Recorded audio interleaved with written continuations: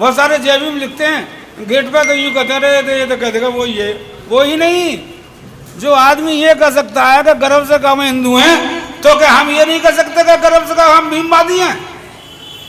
उन्होंने संघर्ष किया किसके लिए? आपके लिए, हमारे लिए।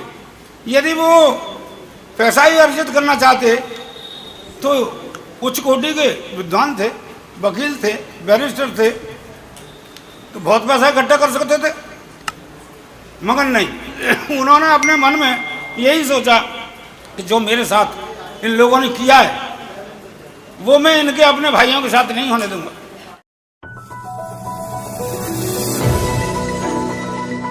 भाईचारे का, बंधुता का और एक आज़ादी का।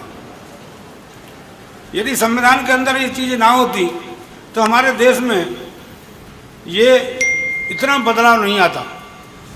जो बाबा साहब ने चारों चीज़ें दी, तो अब भी हिंदुवादी लोगों के मस्तिष्क में वो बरकरार हैं, पूरी 100% बरकरार हैं कि वो बराबरी का दर्जा देने को तैयार नहीं है।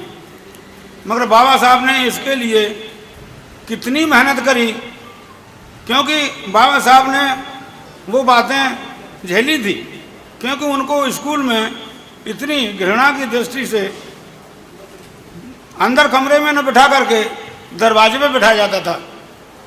यदि कोई ज़्यादा शिक्षा के उसके मन में नहीं होती तो वो बच्चा कहता, उसके पेरेंट्स कहते, अरे छोड़ यार, दरवाजे पे बिठा दिया जाता है, क्या करेगा पढ़ के। मगर उनके साथ और भी पानी नहीं दिया जाता था, चपरासी नहीं आया तो उस दिन प्यासे रह जाते थे बाबा साहब। तो उनके अंदर ये जिज्ञासा थी बाबा साहब के अंदर कि मैं इस गुलाम की बेड़ियों को काट के रहूँगा, और इतनी शिक्षा प्राप्त करी बाबा साहब ने कि तुम्हारी गुलामी की जो बेड़ियाँ थीं उनको काट दिया। मगर हम लोग समझ नहीं पाते कि कितना प्रयत्न किया। एक गरीब आदमी जिसकी बच्चे मर गए 4-4, उनको कफन नहीं पैदा हुआ, और वो अमेरिका जा रहा है, वो लंदन जा रहा है, वो गोलमेज कॉन्फ्रेंस करने जा रहा है अंग्रेजों के साथ। कितना विद्वान रहा होगा, कितना दिमाग रहा होगा, कितने कहाँ से उसको टिकट मिली? कोलम में यूनिवर्सिटी में अब एडमिशन ले रहे हैं, इतने पुराने ज़माने में कहाँ से तो फॉर्म मिला?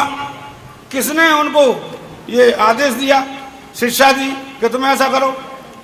तो इतना बाबा साहब के बारे में हम जब पढ़ते हैं, आप सभी शिक्षित हैं, तो कितना उन्होंने संघर्ष किया किसके लिए? आपके लिए, हमारे लिए।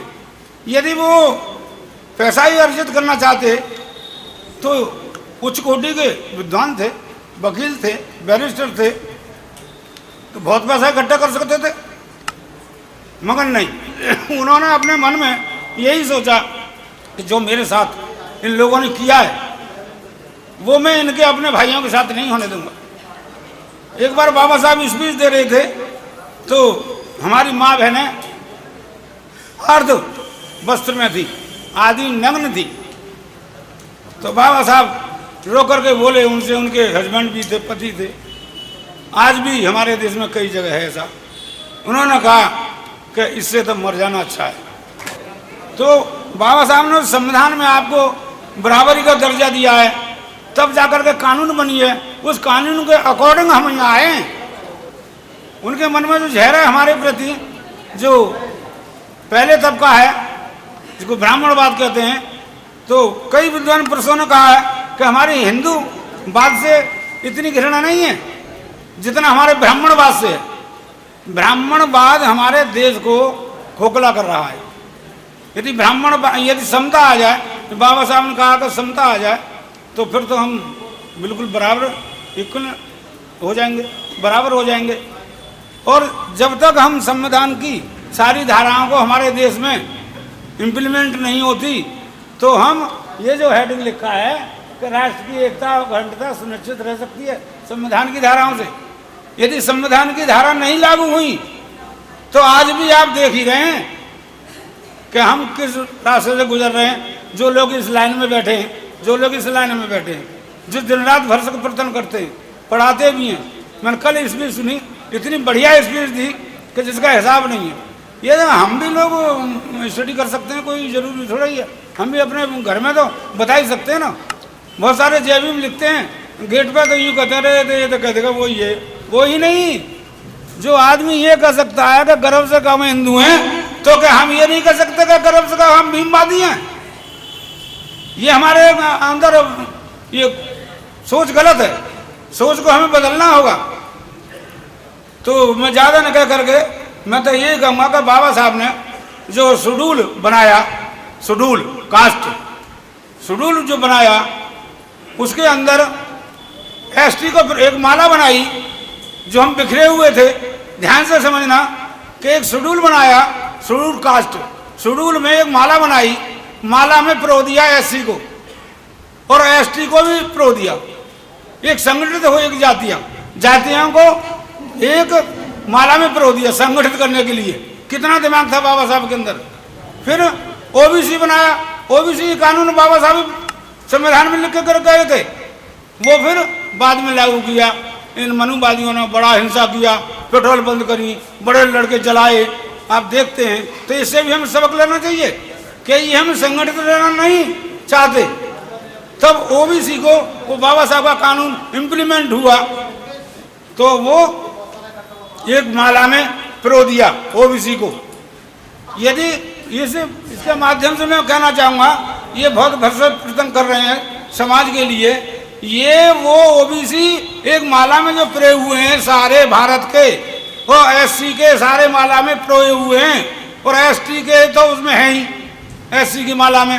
यदि ये दोनों माला एक साथ हो जाएं, तो हमारी जो अब दूसरा हेडिंग है कि सामाजिक परिवर्तन के बिना राजनीति परिवर्तन संभव नहीं है।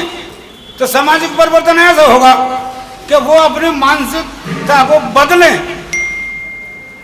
जिस हम समाज में रह रहे हैं उसको आगे बढ़ाएं। अब जैसे ये इसलिए कहें कि लोगों के मन के अंदर कुछ प्रेम पैदा हो, संगठन पैदा हो, कुछ ज्ञान मिले, यहाँ से विद्वान लोग देंगे ज्ञान।